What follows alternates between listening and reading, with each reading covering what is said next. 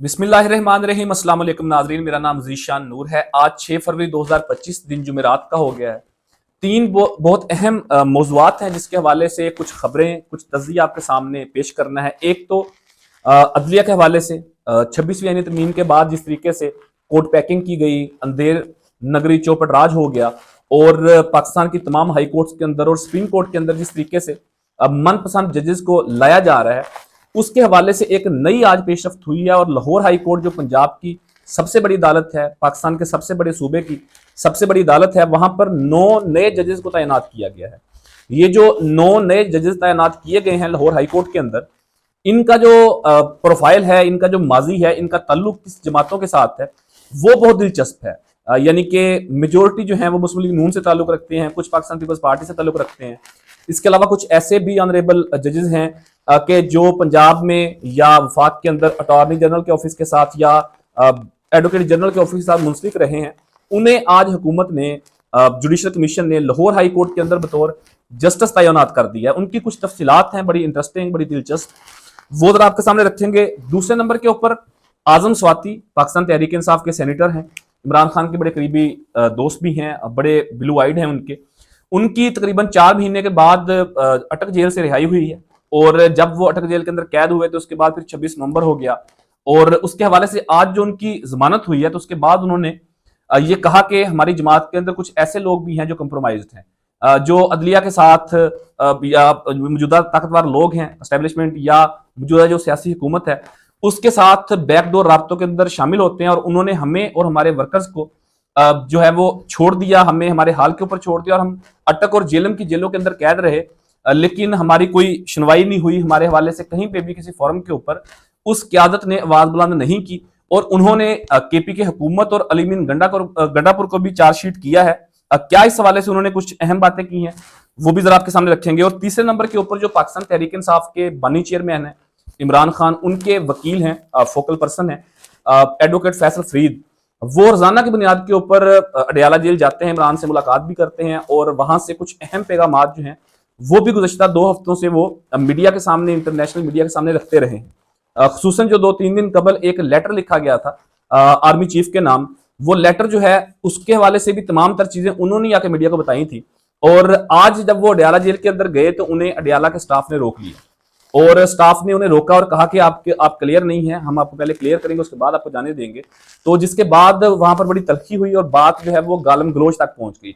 Aldous Faisal Farid साहब जो हैं बड़े खुशमिजाज आदमी हैं, हमारी अक्सर बेशतर मुलाकात उनसे होती रहती है और मुख्तलिफ टीवी टॉक शोज के अंदर आपने देखा होगा कि वो हमेशा मजाक के मूड के अंदर, तंज के मूड के अंदर और बहुत ही इंटरेस्टिंग बातें वो करते हैं और कभी गुस्सा नहीं करते, हाइपर नहीं होते। लेकिन आज वो बहुत ही हाइपर हुए और अडयाला के स्टाफ को उन्होंने गालियां भी दी और जो ऑनरेबल जज साहब हैं उनको गाली देते देते बड़ा मुश्किल उन्होंने कंट्रोल किया। और वो जो वीडियो एक सामने वो भी जरा आपके सामने रखेंगे और ये क्यों उन्हें रोका गया, इसके पीछे कहानी क्या है, ये बुनियादी तौर के ऊपर आपके सामने रखना है। लेकिन सबसे पहले नाजरीन हम अदलिया के हवाले से बात कर लेते हैं कि अदलिया को जिस तरीके से कोर्ट पैकिंग की गई है 26वीं आईनी तरमीम की आड़ के अंदर, और ये वो तरमीम है आप याद रखिएगा कि जिसको जबरदस्ती, फोर्सफुली, जबर से, फस्तायत से, आप कह लें कि लोगों के जमीर खरीद के, लोगों को प्रेशराइज करके वोट पूरे किए गए। उसके बाद ये 26वीं आईनी तरमीम हुई। वो क्या क्या दिन थे कि जब एक लिफाफे के अंदर ये तमाम चीजें आई, उसको फिर कबूल नहीं किया गया, नंबर पूरे नहीं थे हुकूमत के पास। हालांकि ये और बहस है कि हुकूमत के पास तो नंबर्स हैं ही नहीं, उनके पास तो शायद बहुत कम सीटें होंगी। अगर मुस्लिम लीग नवाज की बात करें तो 17-18 सीटें हैं, पाकिस्तान पीपल्स पार्टी की, MKM की तमाम सीटें कराची से किस तरीके से दी गई। और जो इस वक्त हुकूमती इत्तेहाद है उसके पास अवामी मैंडेट नहीं है, जाली सीटें उनके पास मौजूद हैं, लेकिन उसके बावजूद भी उनकी नंबर गेम पूरी नहीं थी।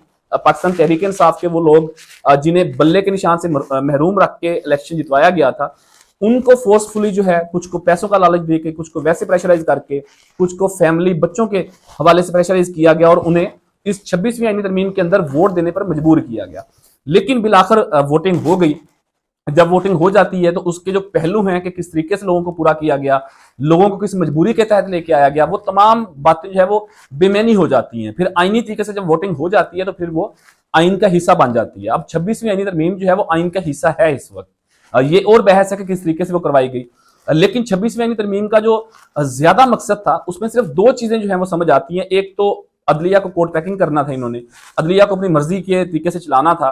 तमाम हाई कोर्ट सूबों की, इस्लामाबाद हाई कोर्ट भी और सुप्रीम कोर्ट के अंदर जो जजेस की तादाद में इजाफे की बात थी, उसका सिर्फ मकसद ही ये था कि अपनी मर्जी के जजेस लाए जाएंगे, उनसे अपनी मर्जी के फैसले करवाए जाएंगे, अपने हक के अंदर मुखालिफ जमात के खिलाफ फैसले करवाए जाएंगे, और लार्जर बेंच बना के, डीबी बेंच बना के जो तमाम केसेस हैं, इस तरह के सियासी केसेस हैं, उनको अपने तरीके से जो है वो मैनिपुलेट किया जाएगा। इसका सिर्फ वाहद मकसद ये था।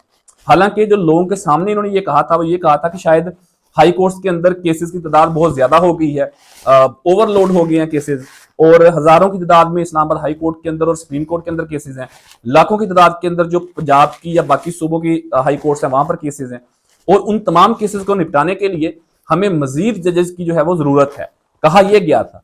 लेकिन 26वीं आईनी तरमीम हुए को काफी टाइम हो गया है, आईनी बेंच भी बन गया सुप्रीम कोर्ट के अंदर, हाई कोर्ट के अंदर भी जजेस तैनात हो रहे हैं।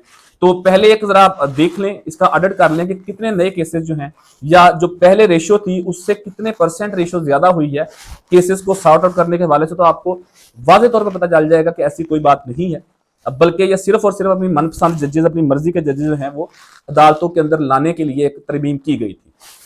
बात किसी और तरफ चलेगी। जो 9 जजेस जहां हाई कोर्ट के अंदर जो लाए गए हैं आज, उनका थोड़ा सा जो बैकग्राउंड है वो जरा नाज़रीन आपके सामने रखना है कि उसमें किस ग्रुप ने भारी अक्सरियत से जो है वो ये मैदान मार लिया है, ये भारी अक्सरियत से, भारी लीड से ये सीटें जीत ली हैं। बाहर तो जो हाई कोर्ट बार के इलेक्शन होते हैं वकला के, उसमें ग्रुप्स जीतते होते हैं कि जी फलां ग्रुप जीत गया, आजम नजीर तारड़ ग्रुप जीत गया, या एडवोकेट हमद खान ग्रुप जीत गया, आसमा जहांगीर ग्रुप जीत गया।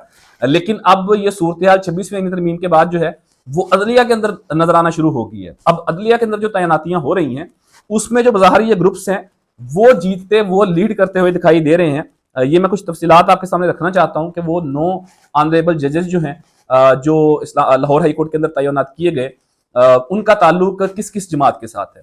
हमारे एक बहुत ही अजीज दोस्त हैं, नौजवान सहाफ़ी हैं मोहम्मद उमैर, उन्होंने एक बड़ी दिलचस्प रिसर्च और दिलचस्प हकायक जो हैं वो रखे हैं लोगों के सामने। मैं चीज़ा चीज़ा आपको बता देता हूँ। उसमें उन्होंने तमाम इन 9 के 9 ऑनरेबल जो जजेस हैं उनके मुतालिक उन्होंने बताया है कि इनका ताल्लुक किस किस जमात के साथ रहा, और ये पढ़ने के बाद, सुनने के बाद आप इस नतीजा पर पहुंचेंगे कि अपनों को नवाजने के लिए ये 26वीं आईनी तरमीम की गई थी।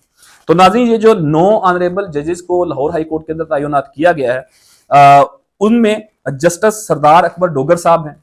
पहले तो बहुत बहुत मुबारक हो उन्हें, चूंकि पिका एक्ट भी अब लागू हो गया है, तो कोशिश करेंगे कि एक लिमिट के अंदर लिमिटेड बात कर सके, लाइन क्रॉस ना की जाए, सिर्फ हकायक ही रिपोर्ट किए जाए और वही आपके सामने रखे जाए। फैसला आप लोगों ने करना है सुनने के बाद। जस्टिस सरफराज सरदार अख्तर डोगर साहब जो हैं वो भी अब लाहौर हाई कोर्ट के जस्टिस होंगे। लेकिन उनका जो ताल्लुक है, जो बताया जा रहा है, वो ये बताया जा रहा है कि जी फैसलाबाद से मुस्लिम लीग नून के एमपीए हैं, पंजाब असम्बली से उनका ताल्लुक है।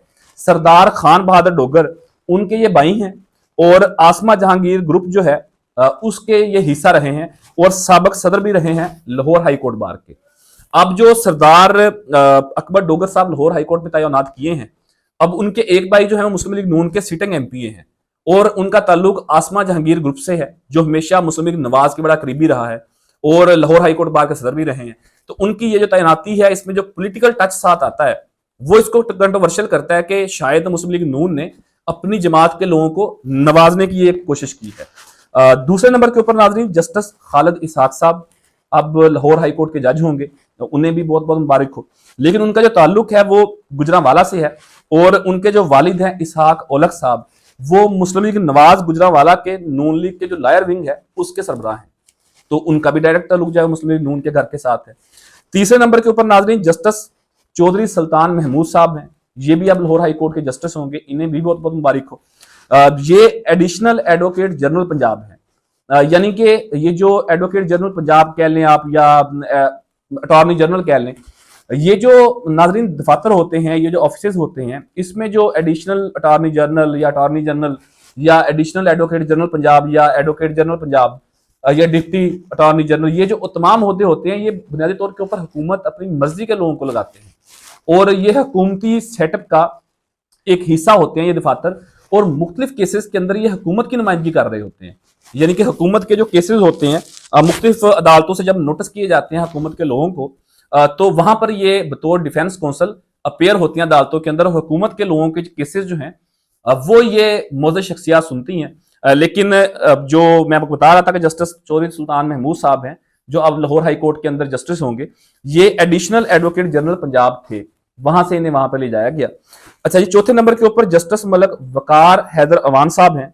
इनका ताल्लुक आसमा जहांगीर ग्रुप से है, जो पहले आसमा जहांगीर ग्रुप हुआ करता था, आजकल वो एहसन बून और आजम नजीर तारड़ ग्रुप है। आजम नजीर तारड़ चूंकि इस वक्त वफाकी वजीर कानून भी हैं, तो उनके ग्रुप के साथ इनका ताल्लुक है और मुल्तान से ये ताल्लुक रखते हैं, और अब ये लाहौर हाई कोर्ट के ऑनरेबल जस्टिस हैं। इन्हें भी बहुत बहुत मुबारक हो। इसके बाद जस्टिस जुवेद इकबाल वैन साहब हैं, ये डेप्टी अटॉर्नी जनरल थे, वहां से इन्हें लाहौर हाई कोर्ट जज बनाया गया है। अब बात फिर वही आ गई कि डिप्टी अटॉर्नी जनरल हुकूमत के ही नुमाइंदे थे, हुकूमत के ही केसेस कर रहे थे, अब वहां से डायरेक्ट जो है वो जज बन गए हैं। अब हुकूमत के केसेस उनके पास जाएंगे तो किस तरीके से डील करेंगे वो उनको, ये तो अब मुस्तकबिल ही बता सकता है। इसके बाद नाजरीन जस्टिस सैयद एहसन रजा काजमी साहब हैं, इनका ताल्लुक भी आसमा जहांगीर ग्रुप के साथ है। ये भी अब लाहौर हाई कोर्ट के अंदर बतौर जस्टिस जो है वो लोगों को इंसाफ फराहम करेंगे। इसके बाद जस्टिस मोहम्मद जवाद जफर साहब हैं, ये जो प्रोसिक्यूटर जनरल पंजाब हैं सैयद फरहाद शाह, उनके ये पार्टनर भी हैं और उनके करीबी दोस्त हैं, और इनका ताल्लुक जो है वो जिला भावलनगर से है। अब ये भी लाहौर हाई कोर्ट के ऑनरेबल जस्टिस हैं, इन्हें भी बहुत बहुत मुबारक हो। इसके बाद जस्टिस मलक अवैस खालिद साहब हैं, जो लाहौर हाई कोर्ट में नए जज आए हैं, उनमें भी इनका नाम है, और इनका जो ताल्लुक है वो पाकिस्तान पीपल्स पार्टी के जो वजीर कानून खालिद रांझा हैं, उनके ये दामाद हैं, और डायरेक्ट इनका ताल्लुक पाकिस्तान पीपल्स पार्टी की जमात के साथ या उनकी जमात के जो आगे ब्लू आइड लोग हैं उनकी फैमिली से इनका ताल्लुक है, और अब ये भी लाहौर हाई कोर्ट के ऑनरेबल जस्टिस हैं। आखिर के ऊपर नाजरीन जस्टिस हसन नवाज मखदूम साहब हैं, और यहाँ पर जो है वो तमाम हदें ही क्रॉस होगी, और जस्टिस हसन नवाज मखदूम साहब जो हैं इनका ताल्लुक किसी सियासी जमात से नहीं है, इनका ताल्लुक अटॉर्नी जनरल के ऑफिस से नहीं है, इनका ताल्लुक एडवोकेट जनरल पंजाब के ऑफिस से नहीं है, बल्कि इनका ताल्लुक जो आजम नजीर तारड़ साहब का चैम्बर है उनके साथ है।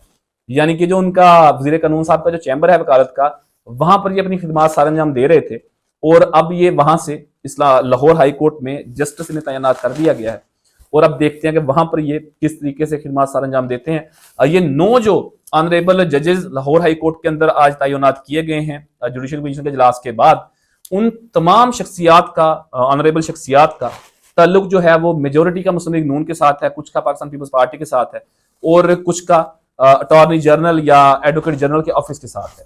अब देखना यह है कि आने वाले वक्त के बाद जब ये ओथ ले लेंगे, उसके बाद ये इंसाफ कैसे करते हैं, ये अपने काम को किस तरीके से सार अंजाम देते हैं। वक्त दूर नहीं है, आने वाले चंद महीनों के अंदर कहानी खुल के सामने आ जाएगी कि सिंगल बेंच के अंदर, डिवीजन बेंच के अंदर, लार्जर बेंच के अंदर इनके क्या रिमार्क्स आते हैं, क्या जजमेंट्स आती हैं, किस तरीके से चीज़ों को टैकल करते हैं, हुकूमत के केसेस का क्या फैसला देते हैं, मुखालिफ जमात यानी कि जो इस वक्त हुकूमत की मुखालिफ जमात है उनके केसेस को कैसे देखते हैं, और खसूसन जो ताकतवर लोगों के केसेस आते हैं, एस्टेब्लिशमेंट के केसेस अक्सर आ जाते हैं अदालतों में, वहां पर इनका रवैया क्या है, और ये तमाम तरह चीजें जो है वो उसके बाद अनफोल्ड हो जाएंगी, और दूध का दूध और पानी का पानी हो जाएगा। वैसे गुड लक, अल्लाह पाक बेहतर करें पंजाब के लोगों के लिए भी, और लाहौर हाई कोर्ट में जो लोग अपने केसेस करते हैं जाके, अब उनका इनके साथ वास्ता पड़ेगा। अब देखते हैं कि ऑनरेबल 9 जो जजेस हैं ये किस तरीके से लोगों को इंसाफ देते हैं, और इनके इंसाफ का म्यार क्या है, इसके लिए हमें ऑब्वियसली चंद हफ्ते या चंद महीने अब इंतजार करना पड़ेगा। एक तो ये डेवलपमेंट थी लाहौर हाई कोर्ट के हवाले से, और दूसरा नाजरीन चूंकि जो सुप्रीम कोर्ट में 10 फरवरी के हवाले से सुप्रीम कोर्ट में जो नए जजेस तैनात होने हैं उसके हवाले से 10 फरवरी को इजलास बुलाया गया है जुडिशल कमीशन, और उसके हवाले से जो इस्लामाबाद हाई कोर्ट बार है, सुप्रीम कोर्ट बार एसोसिएशन है, उन्होंने 10 फरवरी को कॉन्स्टिट्यूशन एवेन्यू के ऊपर यानी कि सुप्रीम कोर्ट और हाई कोर्ट के सामने बड़े एहतजाज का ऐलान कर रखा है, और तकरीबन 10 से 12 हज़ार के करीब वकला की तादाद है जिनका ताल्लुक इस्लामाबाद हाई कोर्ट बार से है, इस्लामाबाद बार कौंसिल से है, या सुप्रीम कोर्ट बार एसोसिएशन से है, या पाकिस्तान बार कौंसिल से है। तो देखते हैं कि अब उन 10-12 हज़ार ऑनरेबल वकला से कितने लोग जो है वो सड़कों पर निकल पाते हैं। अगर मैसिव तादाद आ जाती है तो एक अच्छा खासा प्रेशर भी क्रिएट हो सकता है। तो 10 तारीख को जो है वो इस्लामाबाद हाई कोर्ट के बाहर एहतजाज की कॉल दे रखी है वकला ने।